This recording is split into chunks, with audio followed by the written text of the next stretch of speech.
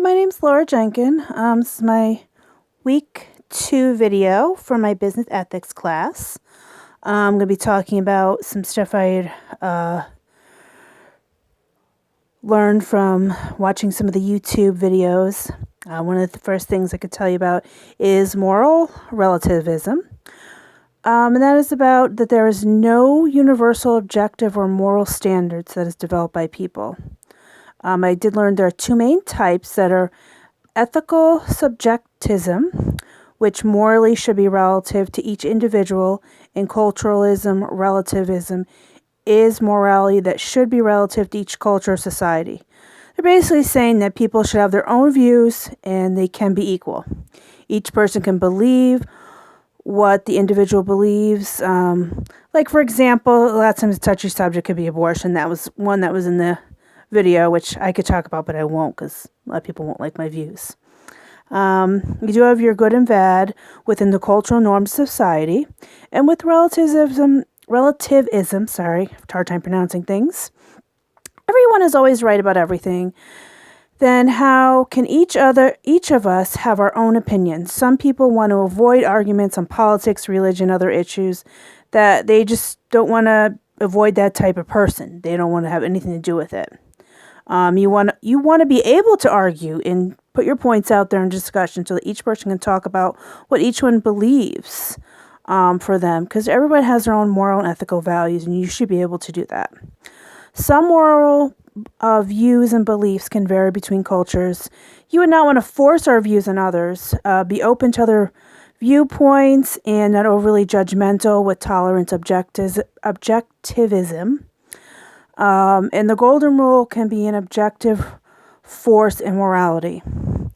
Another thing that I found interesting that I was learning was about Plato opposed the Sophists, who only wanted to win the argument. I wasn't really aware of the Sophists, so this is kind of a good point for me as well. Now we also have where Plato, he followed Socrates, where he liked to have valid arguments, but didn't care if he won the argument or not. He just wants to basically find out the truth, or maybe listen to what other people may think their thoughts are that may convince him to bring him his way, but he didn't really care whether he won or not.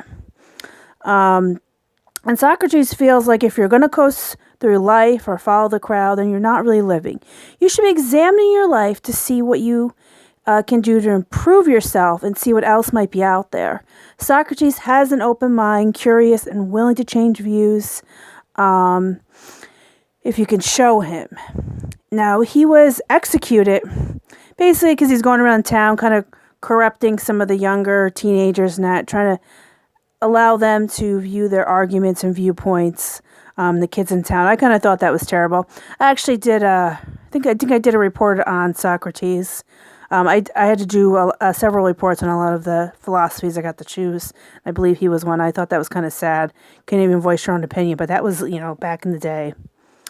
Then we also have another thing I found throughout the reading was consequentialism, where the ends justify the means. Then we also have in the utilitarianism morality, which is based on the amount of happiness or unhappiness producing consequences. It also has, we also have the act of utilitarianism that takes actions which produces the most happiness. You cannot be responsible for every bad thing that is happening, and we cannot be responsible for everyone's happiness. I found, there was an old example that I discussed in a reply this week in discussions I saw on this Brain Games, which was on Netflix, regarding a train that was coming down the tracks, and you were standing by a switch that you could switch the train over to the other tracks because there were 4 people there. But you could switch that over and save those 4 people, but there was one person on those other tracks that would die, so it would only be one person. So a lot of people would say, yeah, I want to save those 4 people. But if it came to your relative or a friend that was that single person over there, a lot of people would change their mind and say, no, I want to kill the other 4 people. So I found that interesting to see what people would think about a scenario like that. I know they were talking about a different scenario within the YouTube videos that I was watching this week. But I think this is an older example of something from what I understand. But we were just watching that, and it came up. I figured I needed to bring it up. And I said the last thing that I really found that was interesting that I was learning talk about was Aristotle. How he talked about the intellectual and moral values, and they both of those they connect with the practical wisdom and sums of all the moral virtues. That's pretty much all that I had for this week's for me to discuss. I know there was some more stuff, a little bit more, but we don't need to talk about every detail of everything. All right, thank you, and hope everybody has a great day. Bye.